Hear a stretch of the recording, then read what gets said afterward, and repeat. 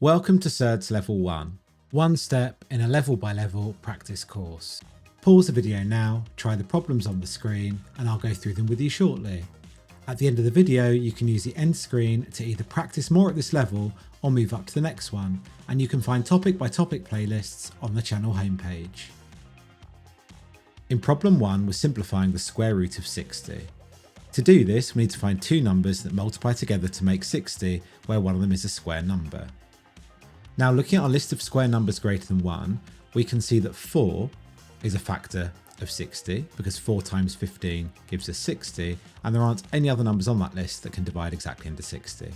So we can write 60 as 4 multiplied by 15. And what this means is that the square root of 50 can be written as the square root of 4 multiplied by the square root of 15.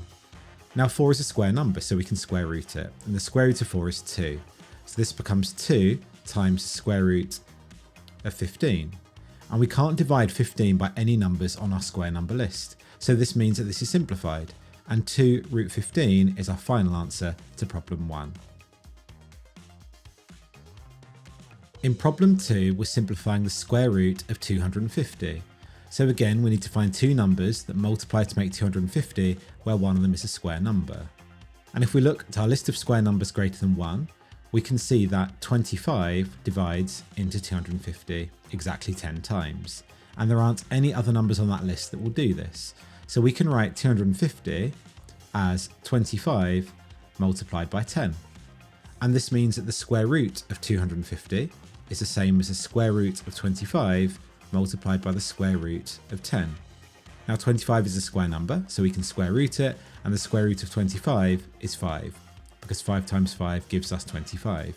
So this becomes 5 times the square root of 10.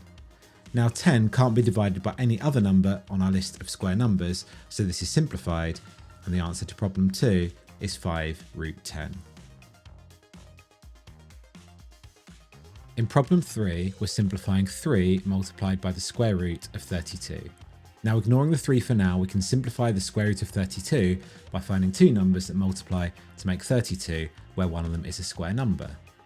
Now, looking again at our list of square numbers greater than 1, we can see that 32 can be divided by 4, and it can also be divided by 16. So to simplify this fully, we want to choose the largest number that divides into 32. So we're going to use 16, and 32 can be written as 16 multiplied by 2. So this means that 3 times the square root of 32 can be written as 3 multiplied by the square root of 16 times the square root of 2. Now 16 is a square number, so we can square root it, and the square root of 16 is 4. So this becomes 3 times 4 root 2. And 3 times 4 is 12, so 3 times 4 root 2 is just 12 root 2. And because 2 can't be divided by any other number on our list of square numbers, this is fully simplified, and 12 root 2 is our final answer to problem 3. In problem 4, we're simplifying 7 multiplied by the square root of 48.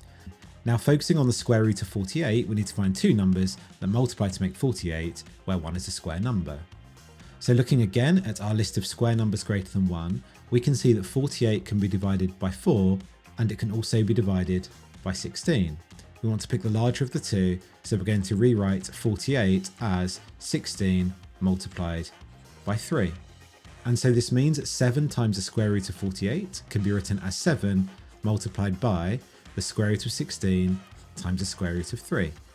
Now we can square root 16, which gives us 4, so this becomes 7 multiplied by 4 times the square root of 3.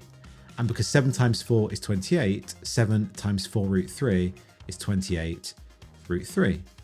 Now 3 can't be divided by any other square number on our list, so 28 root 3 is our final answer to problem 4. Now if we'd chosen to use the 4 at the very beginning, we could have written 48 as 4 multiplied by 12. And this means that 7 times the square root of 48 would be written as 7 times the square root of 4 times the square root of 12. The square root of 4 is 2, so this becomes 7 times 2 root 12. And because 7 times 2 is 14, this just becomes 14 root 12. Now looking at the square root of 12, we can split this up again using a number from our list, because 12 can be written as 4 times 3. So we can now write 14 root 12 as 14 times the square root of 4 times the square root of 3. The square root of 4 is 2, so we have 14 times 2 root 3. And 14 times 2 is 28, so this becomes 28 root 3. And this matches our answer from our first method. So doing it this way is still correct, but it's a lot more work than our first method. So choosing the largest square number possible at the beginning can save quite a bit of time.